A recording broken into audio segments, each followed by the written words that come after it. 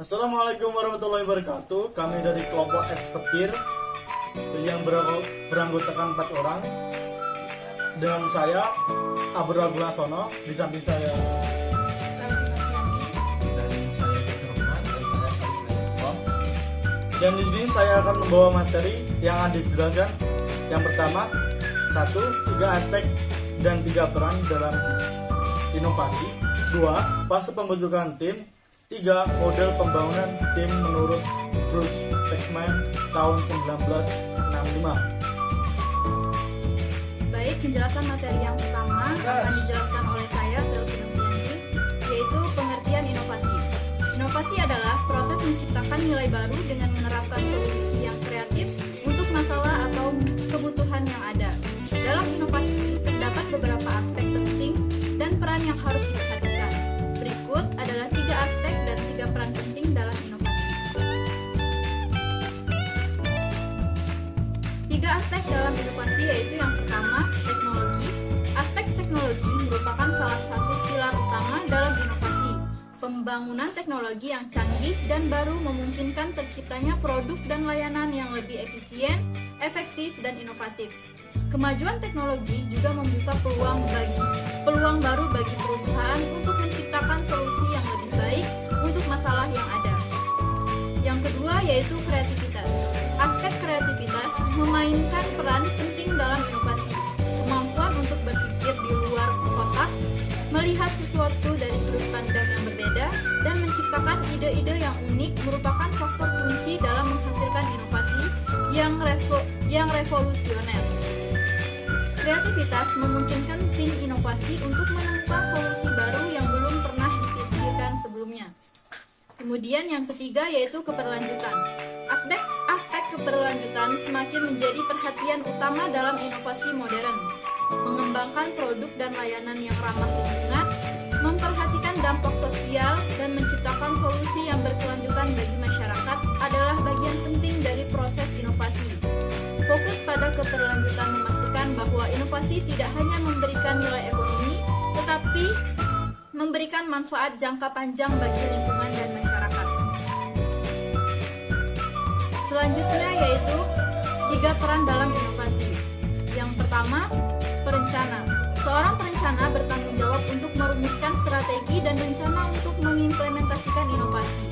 Mereka mengidentifikasi peluang baru, menganalisis risiko, dan mengembangkan rencana tindakan yang efektif untuk memastikan keberhasilan inovasi. Yang kedua yaitu inovator.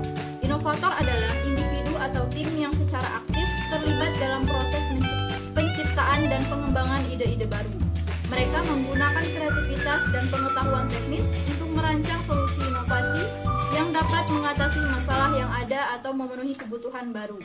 Dan yang terakhir adalah penggerak perubahan. Penggerak perubahan bertanggung jawab untuk memastikan adopsi inovasi di seluruh organisasi atau masyarakat.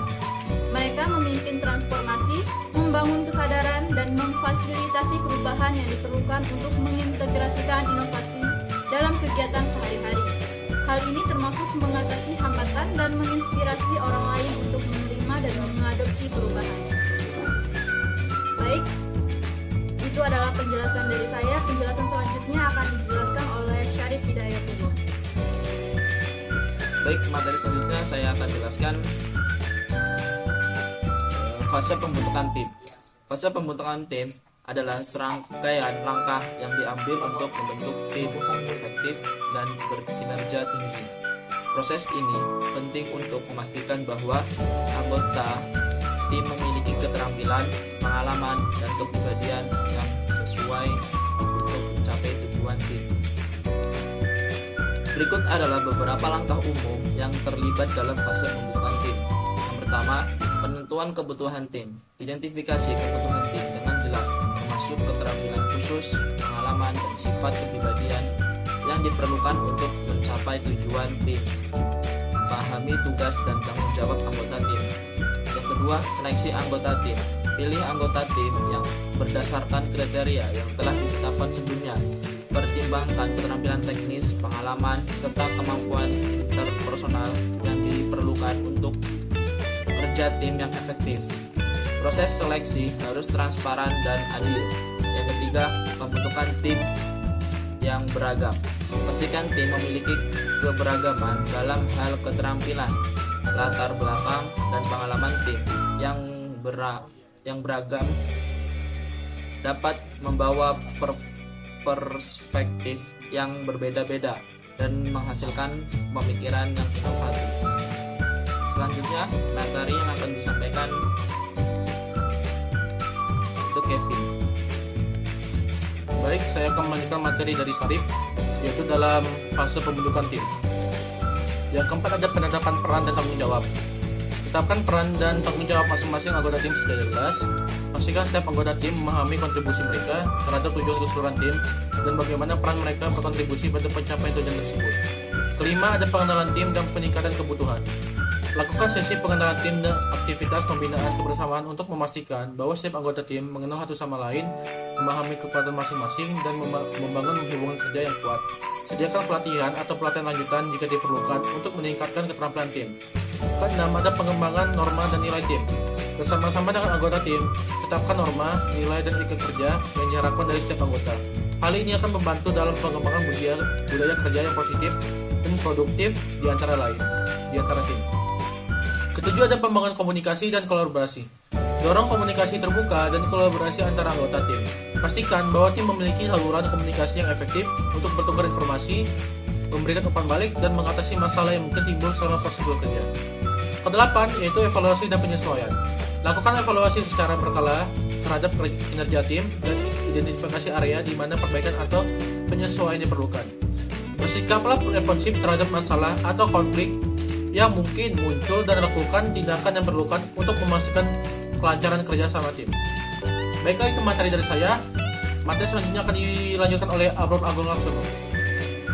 Baik, materi selanjutnya saya akan jelaskan model pembangunan tim menurut Bruce Tuckman tahun 1965. Bruce Tuckman, seorang psikolog organisasi, mengusulkan model pembangunan tim pada tahun 1965 yang dikenal sebagai Tuckman's Strategy of Group Development atau model Tuckman.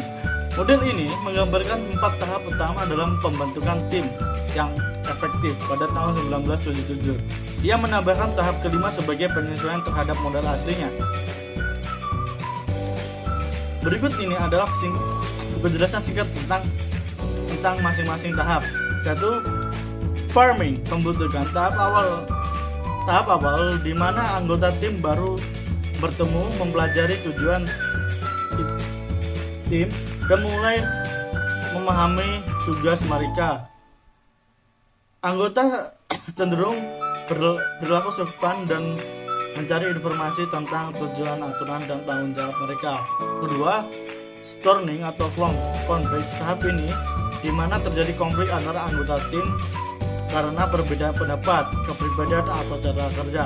Perbedaan ini dapat menghambat kemajuan tim, dan pada tahap ini penting bagi anggota tim untuk mencari cara penyesuaian yang memuaskan. Norming atau penyesuaian. Pada tahap ini anggota tim mulai menyelesaikan perbedaan mereka dan mengembangkan norma-norma, nilai, dan tujuan bersama yang disepakati mereka, merasa lebih nyaman bekerja bersama dan menghargai kontribusi masing-masing anggota. Yang keempat, performing, pencapaian. Setelah mencapai tahap performing, tim dapat mulai bekerja secara efektif sebagai satu kesatuan yang terorganisasi. Mereka memfokus pada pencapaian tujuan bersama dan bekerja secara efisien dan produktif. Tahap ini ditandai dengan kepercayaan yang tinggi dengan antara anggota tim. Yang kelima, adjourning, pembubaran. Menambahkan tahap kelima ini di tahun 1977. Tahap ini mencakup pembubaran tim setelah pencapaian tujuan atau akhir dari proyek tertentu. Pada tahap ini, anggota tim merasa emosional karena harus berpisah dan mengakhiri kerja sama mereka. Kesimpulan dari ini, model Tuckman telah memberikan kerangka kerja yang bermanfaat bagi para pemimpin dan manajer untuk memahami dinamika pembentukan tim. Dan memahami tahap-tahap ini, pemimpin dapat lebih baik mengolah konflik, memfasilitasi kolaborasi, dan mencapai kinerja tim yang optimal. Sekian